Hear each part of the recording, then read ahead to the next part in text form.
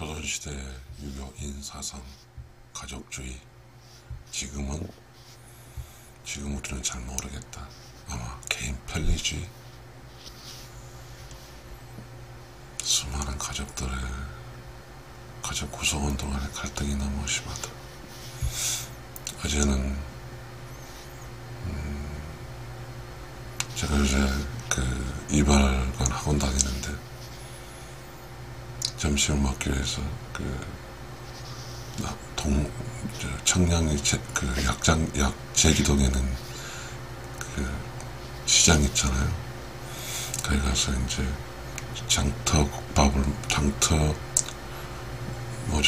무슨 국수? 그걸 이제 사서 먹는데, 그 주인이 20년 동안 따라 살았다는 이야기를 듣고 들었다. 그냥 결혼생활 유지한테 같이 살지 않고 밖에서 따라 산다고 하더라고요. 하면서 하는 말씀이,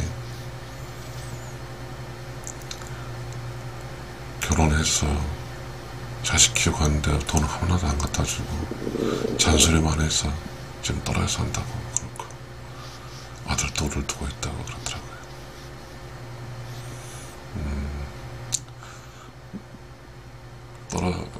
그러니까 이제 가족 행사, 결혼식 이럴 때 합치고 가고 사는 것은 따로 떨어져 산다고 그러더라고요. 그래서 전 두려웠어요. 나도 저렇게 살아보면 어떻게 될까 무섭더라고요. 조선시대는 유교인 사상, 유교인이라는 사상은 우리 논어에 나오는데, 효와 제, 그러니까 부모에게 효도하고 형제자매 간에 우애 있게 지내는 게 인이거든요. 지금은 순수한 어떤 가족주랑을 할 수 없잖아요. 왜냐하면 가족의 유교적인 개념이 인이 사라졌기 때문이죠. 대신에 참으로 복잡하죠. 가족이라는 사회가 복잡해졌어요. 유교처럼 일사불란하게 어떤 철학체계가 잡힌 것도 아니기 때문에, 가족에는 속 끓는 사람과 속을 탕하는 사람과 속을 일으키는 사람이 있더라고요. 근데 20년 동안 떨어 사는 이야기를 들어보니까, 예전에는 그분들이 이제 집을 지켜서 했는데 다 나가버린 거죠. 20년 전에 그런 상황이잖아요. 알 것 같더라고요. 저도 요새 머리 깎는 학원에서 이제 하자면 몸이 피곤해서 자버리고 하지만, 가족에는 지금 이제 소위 아직 가족이 있는 곳과 직업 있는 곳의 차이가 있거든요. 직업이 있는 곳은 순수한 개인주의거든요.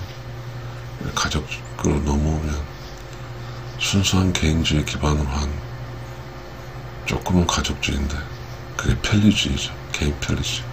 본질적으로 가족이 아니고요, 개인으로 살면서 가족의 어떤 영양분을 빨아먹는 거죠. 개인 편리주의라고 이렇게 이야기를 하고 싶습니다. 그러니까 이제 유교 철학이 지배하는, 유교 철학 안에서 가족이, 우리 조선시대는 유교 철학 안에서 가족이었거든요. 지금은 유교 철학은 사라지고, 그리고 인사상도 사라졌어. 그렇더라고요. 결국은 지금은 조선시대 유교 인사상의 가족은 없어진 거죠. 왜냐하면 유교 철학이 사라졌기 때문이죠. 지금 우리는 이 가족에는, 다들 가족이 역사성을 가지는 유교 철학에 기반으로 한 잔재 속에 사는 사람과 아예 조선시대 유교 인사상 가족주의를 무너뜨리고 인정하지 않는 사람과의 갈등이죠. 본능이 지배하는 거죠. 본능이 지배하는 가족. 그거는 동물이거든요. 동물은 이제 우리가 이제 개를 보게 되면 그렇잖아요. 거기는 아버지가 없잖아요. 어쨌든 엄마가 다 키우잖아요. 가족. 그래서 지금 우리 인간 사회는 아버지의 구실이 매우 약해진 것처럼 보여요. 동물 사회가 그렇잖아요. 동물 사회는 아버지는 없고, 개 같은 게 그렇더라고요. 엄마가 다 키운 것 같더라고요. 젖을 먹인 건 엄마니까. 그러다 보니까 개는 절대적으로 아버지란 존재를 모르죠. 그리고 어머니란 존재에서 젖 먹고 가다가 이제 떨어지면 또 어머니란 존재도 모르죠. 결국 유교주의의 인사상, 가족주의적인 사상이 이제 지금은 없죠. 그러니까 유교주의에서 중요했던 것은 성리학, 그 다음에 이황의 경사상으로서 뭔가 우리가 보니까 논어에서 보니까 연장자에 대한 존경이 있거든요. 유교인 사상에는 지금 이렇게 남자로 나이 들어가는 사람들은 완전히 고립되거든요. 고립되더라고요. 그래서 마치 이제 이거는 호랑이 사회에서, 호랑이는 아니 사자 사회에서는 가족주의가 있잖아요. 수사자 중심으로 암사자가 존재하니까요. 그러면서 늙어간 수사자의 모습은 비참하잖아요.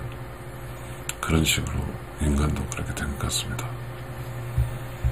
그런데 조선시대 가족주의는 늙어가는 가족의 늙은 사람 효라는 게 있죠. 인에는 효와 제라고 그랬잖아요. 형제 자매 간의 우애고, 그 다음에 부모에 대한 효거든. 그러니까 부모가 늙어갈 때 형제자의 우애를 기반으로 부모의 어떤 늙어가는 것을 효도를 했죠. 지금 현재는 먹고 사는 문제, 돈 버는 문제와 효가 겹치죠. 그래서 결국은 가족 문제가 혼자 담당할 수 없잖아요. 왜냐하면 자식 수가 적으니까요. 그리고 가족을 기반으로 한 토지적 재산이 없으니까 더더욱 그러겠습니다. 그러니 지금은 참 단순하지 않죠. 매우 복잡하죠. 저는 가족주의라는 것은 가족끼리 화목하게 사는 거고 부모에게 효도하고 그런 것 같습니다. 저도 그렇게 잘 못하니까요. 저는 63년생인데 가족주의가 유교 인사상에 좀 남아있거든요. 그래서 전체 어떤 세상 흐름을 가족주의적인 관점에서 해석을 하죠. 그런데 지금 이렇게 나이 어리신 분들은 가족주의, 유교 인사상이라는 개념이 전혀 없거든요. 그 교과서에 배우는 성리학 기반으로 한 이런 것 뿐이죠. 그러다 보니까 완전히 조선 유교산 가족주의와 별개 없는 철학적 기반이 없는 사람과 그래도 유교 인사상 가족주의 할아버지 할머니로부터의 희생적인 사랑을 받는 그러한 사람과 거의 마지막인 것 같습니다. 그런데 유교 인사상 중심으로 한 가족주의로 살아가는 사람들은 다 피해자입니다. 다 속썩은 사람들을 받아주는 것이죠. 저는 그렇게 생각이 듭니다. 시청자 여러분,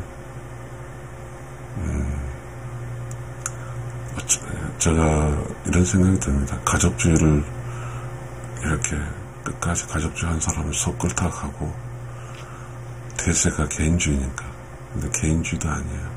개인주의는 미국식 개인주의라고 보는데요. 거기는 어떤 기독교적 철학이 있거든요. 개인주의는 기독교적 철학이에요. 기독교적 철학을 근간으로 해서 삶이 형성이 되거든요. 우리는 유교 철학을 가족주의였는데 가족주의는 사라졌잖아요. 유교가 없으니까.